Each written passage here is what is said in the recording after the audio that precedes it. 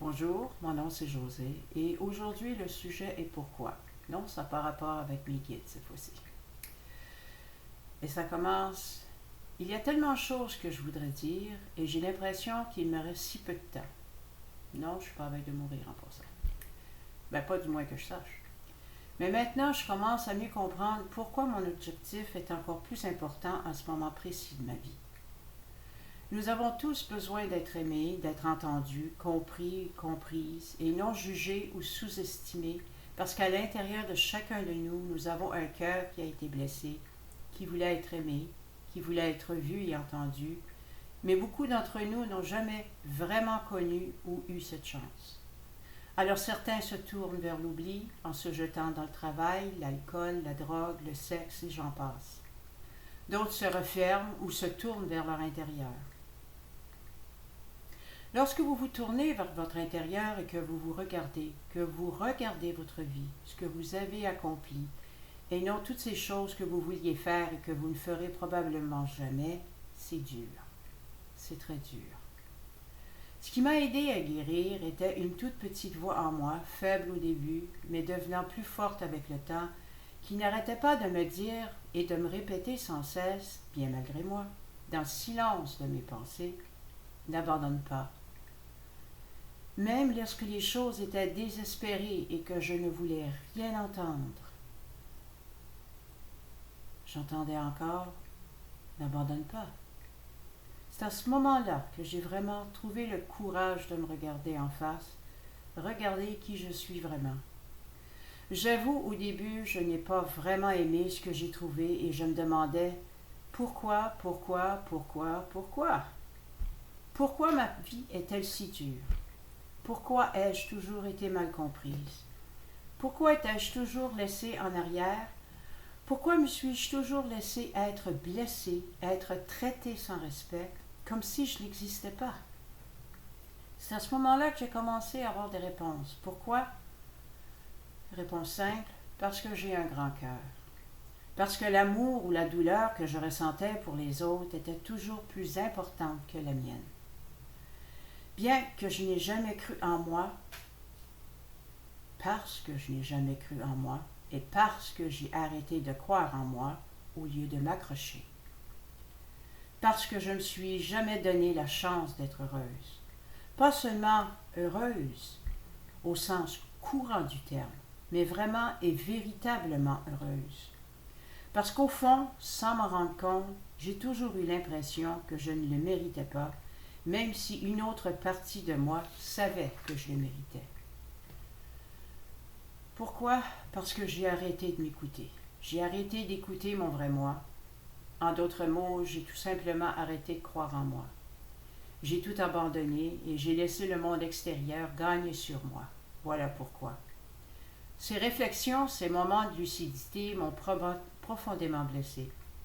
Je ne savais pas comment leur répondre et au début, je ne savais vraiment pas. Et puis tout à coup, la lumière se fit, aiguisant mon esprit, m'éclairant enfin, qui me menèrent vers d'autres questions comme comment? Comment aller de l'avant? Comment puis-je surmonter l'apitoiement que je ressentais envers moi-même? Comment puis-je guérir cette rage, cette frustration grandissante à l'intérieur de moi que je ressentais sans en savoir la véritable cause? Car ces sentiments, ces émotions étaient si fortes qu'elles me rendaient amère envers tout ce que je valorisais le plus. Je ne pouvais pas continuer comme ça. Je devais trouver un moyen de m'en sortir et c'est ce que j'ai fait. Cela m'a pris du temps car je m'en prenais à tout ce qui se trouvait sur mon chemin. Un crayon tombé de mon bureau. Je m'en prenais à mon mari parce qu'il n'avait pas rangé son manteau, son assiette. Bref, je m'attaquais à tout. Pourquoi? Parce que je me détestais. Dans mon esprit, je me détestais. Je me détestais d'avoir été si stupide, si ignorante, si confiante, si serviable, si compréhensive, et pourtant d'autres choses encore, et cela me faisait mal. Et oui, j'ai été pendant un certain temps très amère envers la vie. Moi qui aime la vie, qui aime la nature, qui aime tout ce qui m'entoure, je ne voyais plus que des défauts. Je savais que je ne pouvais pas continuer comme ça. Je savais que je devais me reprendre, qu'à personne ne le ferait pour moi. Parce que pour guérir, ça commence par soi. Pour ce faire, je devais me reprendre en main, vraiment vouloir me reprendre en main, vraiment vouloir faire ce changement, pas seulement le souhaiter, mais agir. C'est à ce moment-là que j'ai lentement commencé à changer. Je voulais savoir qui j'étais à part d'être une mère et une épouse. Des années d'épreuves et de difficultés m'avaient fait perdre toute mon identité. J'ai perdu, entre autres, ma foi dans la religion il y a très longtemps de cela, et je n'y suis jamais revenue. J'aime trop mon indépendance pour me soumettre à leurs lois, mais je respecte ceux qui ont encore cette foi, si cette source est de réconfort pour eux. Qui suis-je pour juger? Je n'aurais jamais été mieux que ceux qui eux-mêmes m'ont jugé tout au long de ma vie, parce que j'étais différente, parce que je pensais différemment, etc. Mais j'ai trouvé quelque chose de mieux, ma spiritualité. La nature a le don de s'immiscer dans votre vie sans que vous vous en rendiez compte, jusqu'à ce qu'elle soit bien là. Ce jour-là, des oiseaux commencèrent à chanter devant mes fenêtres, à gazouiller et à recouler et à danser dans le ciel. Le printemps était arrivé, et eux également, avec leur chant amoureux. Cela, soudainement, m'a fait sourire. Je me sentais plus légère et j'ai fait quelque chose que je n'avais pas fait depuis longtemps. J'ai recommencé à écrire en secret. J'écrivais de tout et de n'importe quoi, des poèmes, des histoires pour enfants, mes pensées.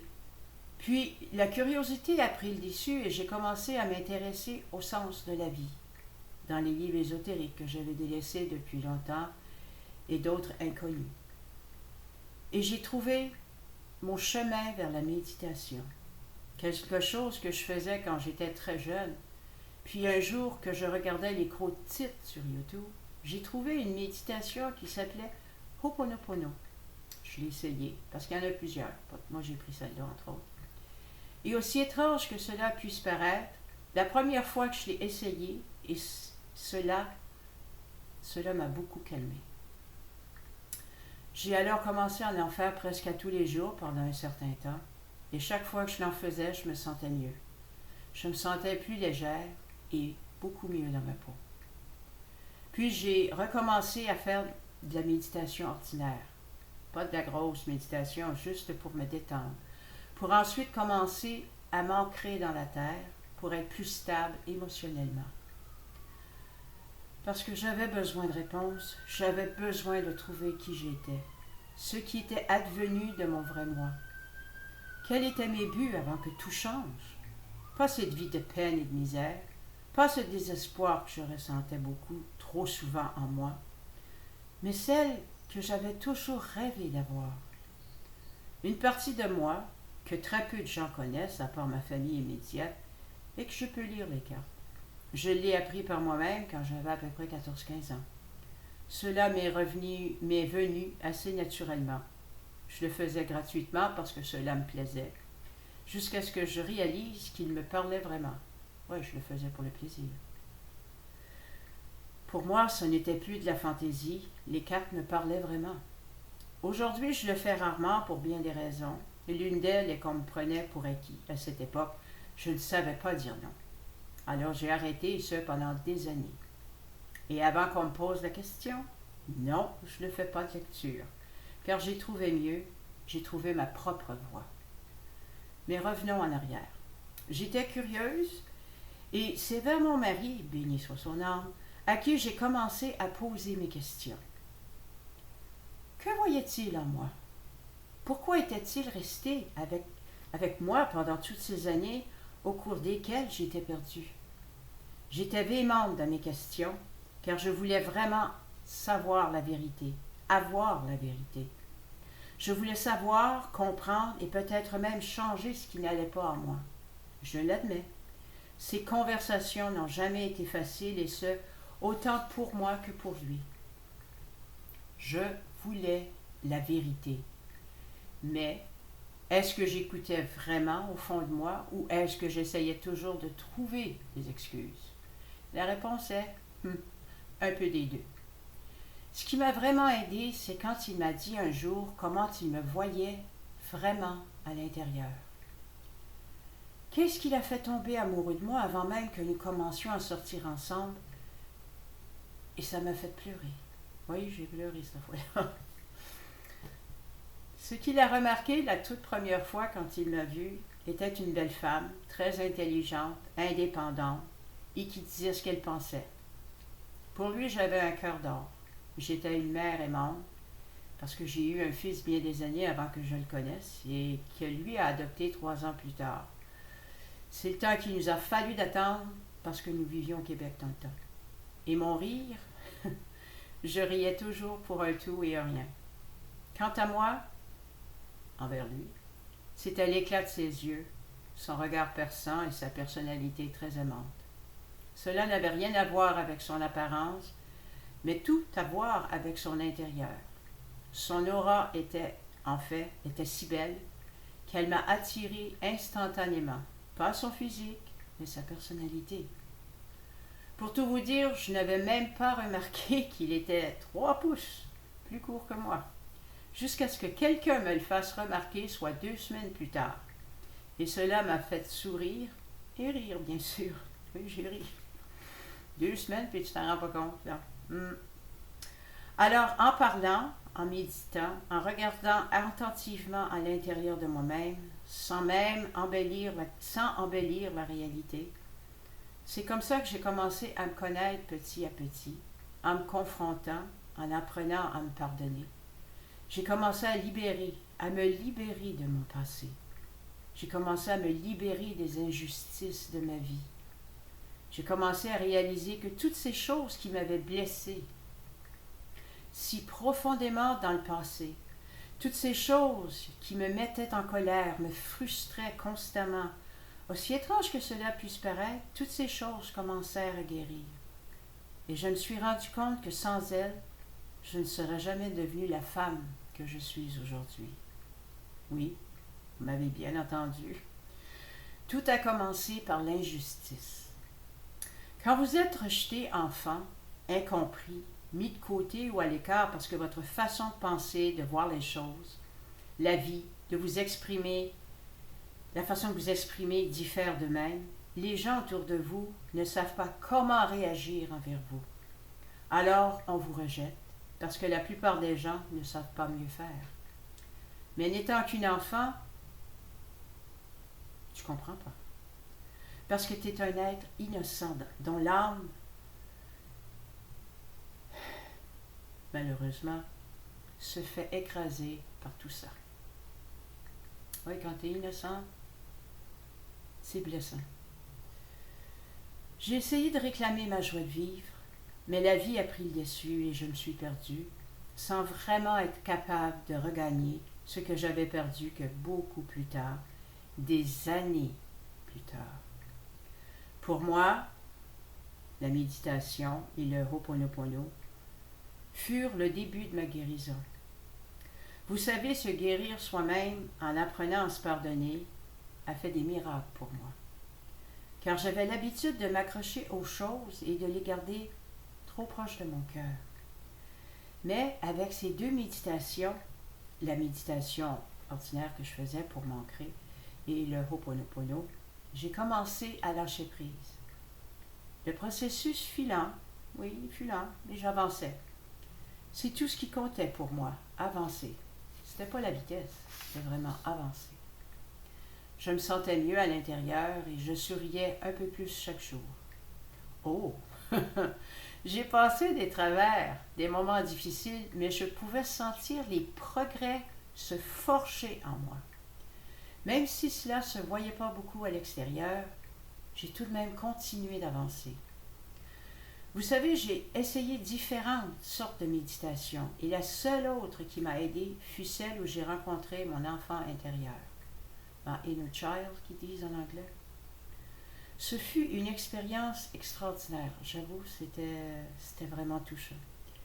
Et une grande avancée pour moi, car j'ai pu commencer à voir d'où cela partait, entre autres termes, la source de tous mes problèmes. Pour moi, cela a commencé avant même que je vienne au monde.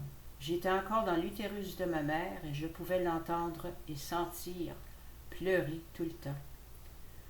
C'était vraiment bouleversant, la douleur, le désespoir, la solitude qu'elle traversait à ce moment-là. C'était quelque chose.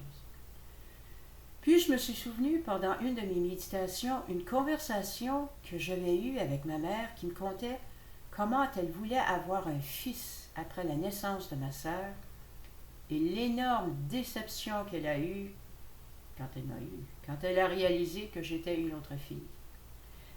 Elle m'a dit à ce moment-là, garçon ou fille, le nom sera José avec un E ou ça. Tout simple que ça. Je pouvais sentir l'amertume dans sa voix, la déception incroyable lorsqu'elle se remémorait cet instant. C'était comme si c'était hier et sa réaction était toujours la même, à chaque fois qu'elle me racontait l'histoire. Cela m'a toujours laissé sans voix à cause de la rage et de la frustration qu'elle ressentait. J'étais écrasée, j'étais blessée, parce que ce jour-là, j'ai appris qu'elle n'avait jamais voulu de moi. Et cette histoire, elle me l'a racontée plusieurs fois, plus de fois je peux l'en compter. À travers les années, toujours de la même façon, surtout lorsque l'infirmière lui demandait si elle voulait voir le bébé. Elle lui a simplement répondu, puis c'est ça qu'elle y répondait à chaque fois qu'elle me le contait, « Non, je le veux pas. Je voulais un garçon, pas une fille. » Puis elle y tournait le dos. Cette journée-là, quand je suis revenue de ma méditation, encore une fois, je pleurais comme un bébé. Le rejet que j'avais ressenti toute ma vie est né de ce moment précis. C'était la source de toute ma malchance avec l'amour, avec les hommes, avec les gens en général. Ma valeur, je ne connaissais pas à l'époque, s'était transformée en un seul mot, sans valeur. J'étais sans valeur, indigne d'être aimée, tout simplement indigne. Un point c'est tout, et j'ai gardé, sans le savoir, cette blessure qu'elle m'avait faite, consciente ou pas, durant la majorité de ma vie. Mais j'avais une question dans ma tête, par exemple. Comment se faisait-il que mon mari soit resté avec moi? C'était ma question pour lui, et sa réponse était simple. Parce que tu en valais la peine. Même si tu ne le voyais pas, moi je savais que tu en valais la peine. Il ne me restait plus qu'à être patient. Excusez. Ces simples mots furent le tournant de ma vie. Pourquoi? Parce que pour une fois, pour la première fois, quelqu'un croyait en moi. Parce que personne, je dis bien personne, n'a jamais vraiment cru en moi avant. Puis il continue, c'est pourquoi je ne t'ai jamais quitté, même quand tu as proposé de partir pour commencer une nouvelle vie, parce que j'ai toujours cru en toi, mais surtout parce que je n'ai jamais cessé de t'aimer. Je n'ai jamais cessé d'aimer la femme avec laquelle j'étais tombé amoureux, toi. Wow! Yeah. C'était une sacrée bonne révélation, une que j'ai toujours gardée, que je garde toujours en moi.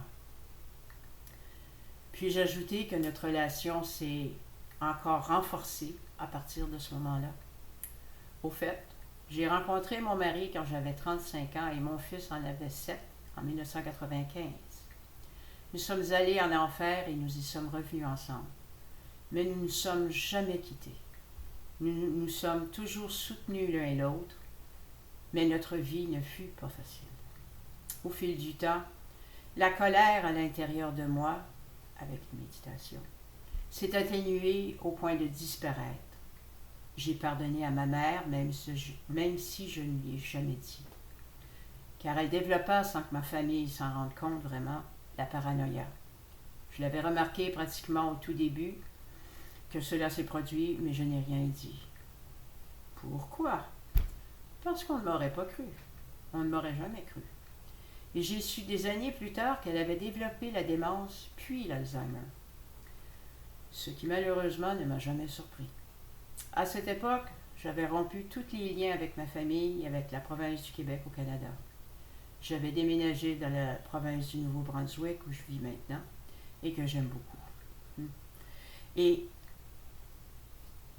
en cas qu'on me pose la question, non, je n'ai pas de regret. Pourquoi? Parce que cette province m'a toujours appelé depuis que j'avais entendu l'histoire d'Évangeline. Oui, là, dans mon livre d'histoire du Canada. Je devais avoir à peu près entre 7 ou 9 ans. Et cela peut paraître bizarre, mais c'est la vérité.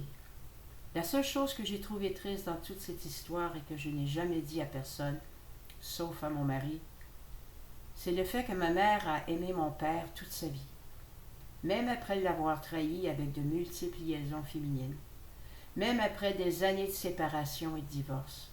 Son amour pour lui n'a jamais faibli. Je le sais, parce que j'étais avec elle à la maison la journée de ses funérailles. Ma sœur et mon frère étaient eux partis lui rendre un dernier hommage, mais moi j'étais restée avec elle, la soutenant parce qu'elle pleurait sa perte de tout son amour et de tout son cœur. Si je me souviens bien, elle pleurait dans mes bras. C'est très émouvant. Cela m'a brisé le cœur à la voir ainsi, mais surtout de réaliser qu'elle l'aimait autant après toutes ces années. Mais moi, j'y pouvais rien. Quoi qu'il en soit, après ma méditation, ce jour-là, je lui ai pardonné et je l'ai laissé partir, pas par pitié, ni avec aucun ressentiment quelconque, juste avec un soulagement intérieur. Je ne la détestais pas, je n'étais pas en colère contre elle. J'étais simplement soulagée de la laisser aller. J'ai toujours aimé, je l'ai toujours aimée, ma mère, malgré tout ce qu'elle m'avait fait. Mais maintenant, elle était partie et j'espérais en paix avec elle-même, en elle-même. Pourquoi? Pour moi, c'est simple. Comment peut-on rester en colère contre quelqu'un qui a tant aimé, si innocent intérieurement contre quelqu'un qui ne savait même pas, puis qui n'a jamais su d'ailleurs, comment lâcher prise, comment laisser aller l'homme qu'elle aimait? Son propre père ne l'avait jamais vraiment aimé d'ailleurs. Il aurait plutôt aimé la violer, mais pas l'aimer comme un père est censé le faire. Remarquez que mon père était guère mieux dans ce domaine, mais ça c'est une autre histoire. Mais je l'ai lui aussi pardonné. On voit souvent nos parents comme des méchants, mais personne ne sait vraiment ce qu'ils ont vécu avant que l'on vienne au monde. Cela ne les excuse pas, mais cela nous aide à comprendre le pourquoi de leur action et la raison pour laquelle ils étaient si malheureux. Le savaient-ils, entre autres, eux-mêmes? Elle ne m'a jamais dit si son père l'a violée, elle ou ses sœurs. Et je m'en fiche, car cette bataille ne m'appartient pas. C'était la leur et à moi de laisser aller. Ce n'est pas être sans cœur, loin de là, c'est être réel. Chaque personne a ses propres traumatismes depuis l'enfance.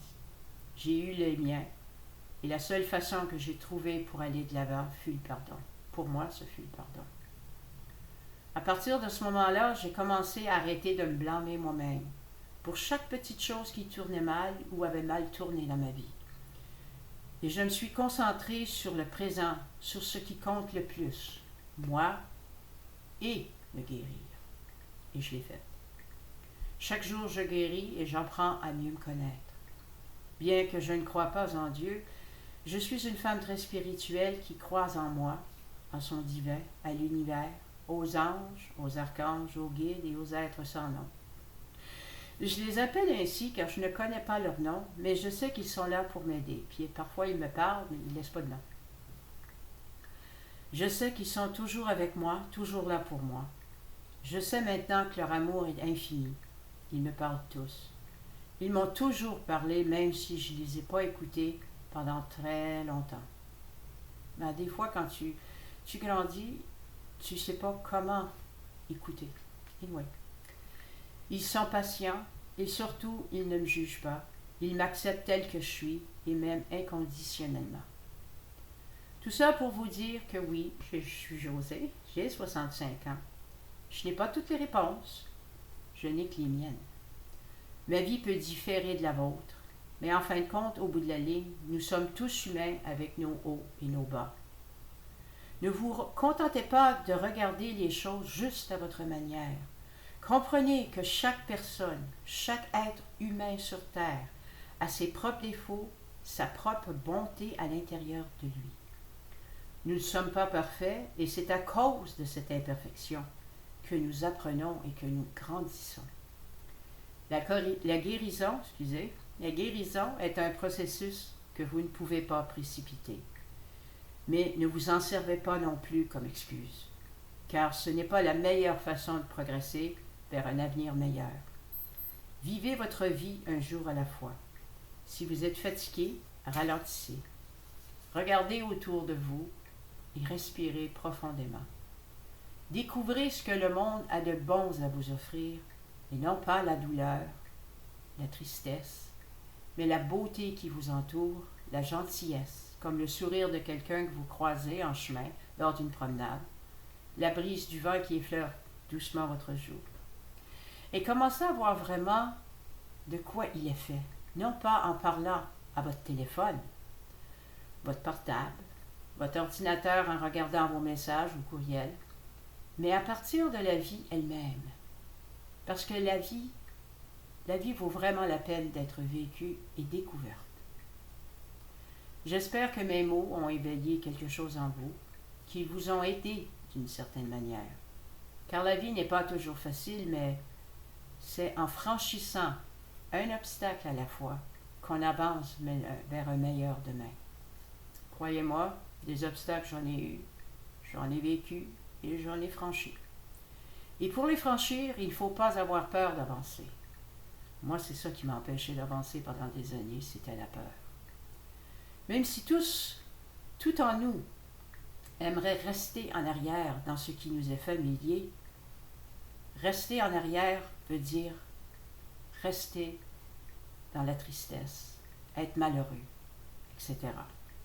Et en passant, j'ai écrit pourquoi, il y a presque 3 mois passés. J'hésitais car je ne savais pas si je devais le faire ou pas. Et pendant une de mes communications avec un de mes guides, celui-ci m'a dit qu'il était temps que je le fasse, qu'il était temps que le monde me connaisse un peu mieux. Si vous voulez savoir c'est qui, c'était mon guide Josuel. Alors là-dessus, je vous laisse, je vous aime et je vous souhaite, oui, je vous aime vraiment, je vous souhaite une très belle journée. Prenez soin de vous. Bye. Et puis, en passant, non, je n'ai pas de regret de vous l'avoir eu. Bonne journée.